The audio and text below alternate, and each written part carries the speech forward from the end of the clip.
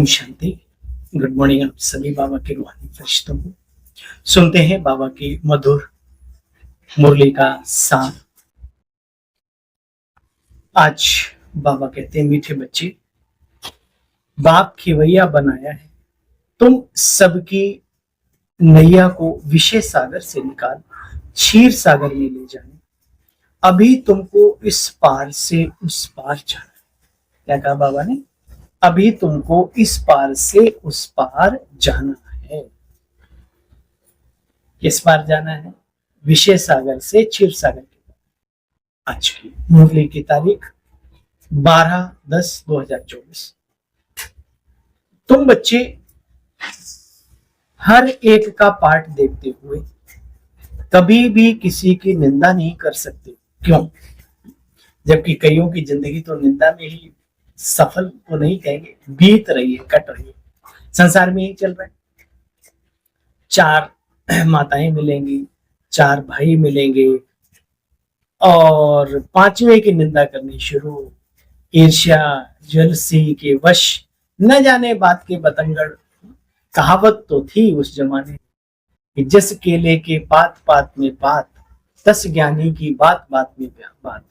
अब ज्ञानी ही तो बात बात में बात निकाल पाए ना निकाल पाए, लेकिन ये निंदा करने वाले, स्तुति करने वालों से कई गुना ज्यादा बातें बना लेते, ऐसा आता है।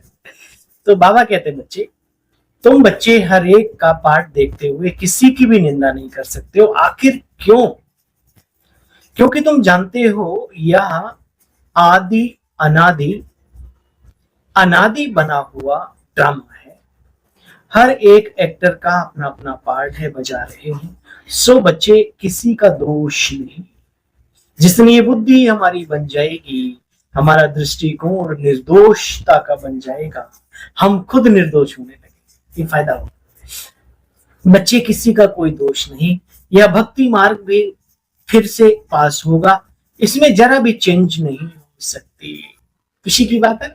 फिर हम बाबा के बच्चे बनेंगे, फिर हम सतयुग में जाएंगे, एंजॉय करेंगे आधा कल्प। बाप रे बाप।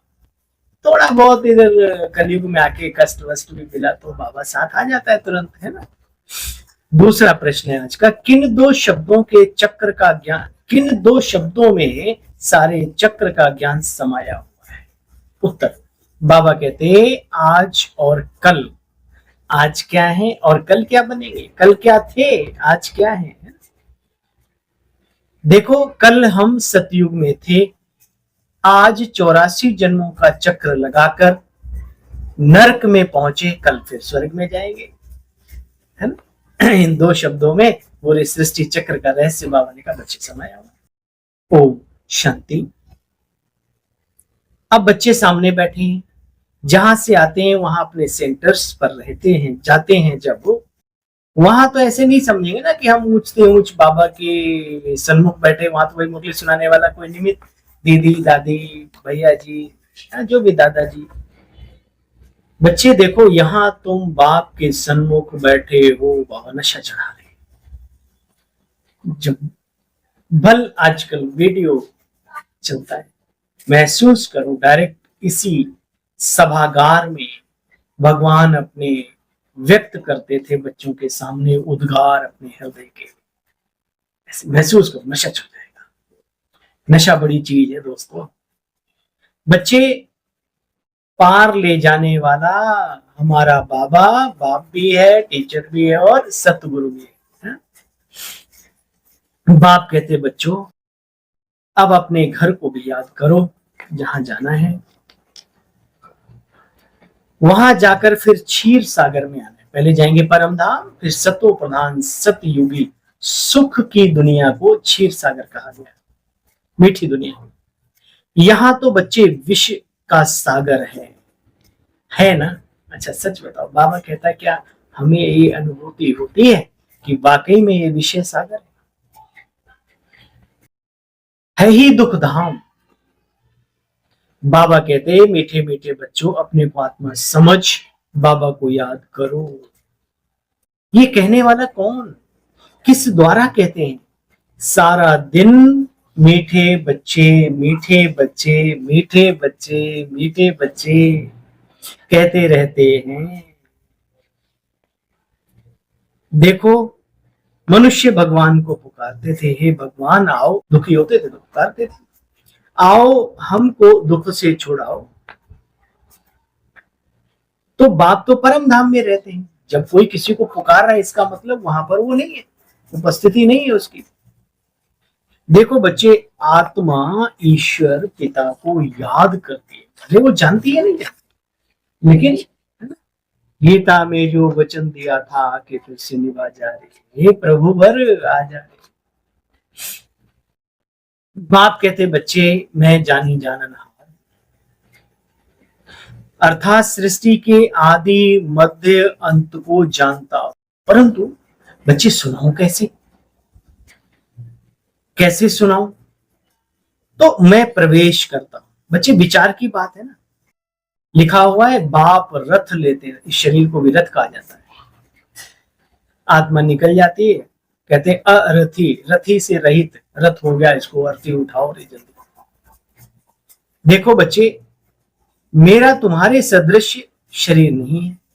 मैं जिनमें परिचय करता हूं उनका परिचय भी देता हूं। ये आत्मा का क्या सिस्टम है पूरे उसमें। कहते हैं मीठे मीठे बच्चों, स्वर्गवासी बनना चाहते हो? ब्रह्मा द्वारा हम बच्चों को बाबा क्या करें, मीठे मीठे बच्चों स्वर्गवासी बनना चाहते हो? अच्छा, 5000 वर्ष बाद तुम्हारे कपड़े पुराने होते हैं, फिर नया कपड़ा मिल जाता है। यहां तुमको नशा चढ़ता है, किसके सामने बैठे हो? सेंटर्स में तो ये भासना नहीं आती होगी। बच्चे, मैं तुमको समझा रहा हूं, तुम समझते भी हो। बाबा इनके मुख द्वारा हमें समझाते हैं। इनके अंग अंग की महिमा है, जैसे देवताओं के अंग की महिमा है ना। इसलिए ब्रह्मा के 4 भुजाएं, मुख है, मुख मंडल, हाथ में कमंडल, वेद शास्त्र, गंगा जी है ना कमंडल में। तो बाबा कहते हैं मुख कमल कहा जाता है, गौ मुख कहा जाता है। जैसे देवताओं को पद कमल, हस्त कमल, नयन कमल, मुख कमल, कर्ण कमल, तो बाबा कहते हैं बच्चे इनकी भी महिमा है। तुम बच्चे इन बातों को अच्छी तरह से जानते हो। मैं तुम बच्चों पर कितनी मेहनत करता हूं, मनुष्य तो समझते नहीं। तुम ही मनुष्य से देवी और देवताएं बनते हो। उन्होंने तो देवियों को भी हथियार दिखाए, बड़ा बड़ा भयानक दिखाया है। जय काली कलकत्ते वाली, भयंकर चित्र, छोटा बच्चा देखे तो डर जाएगा। बाबा कहते बच्चे, ये सारे गुण और शक्तियों का प्रतीक है।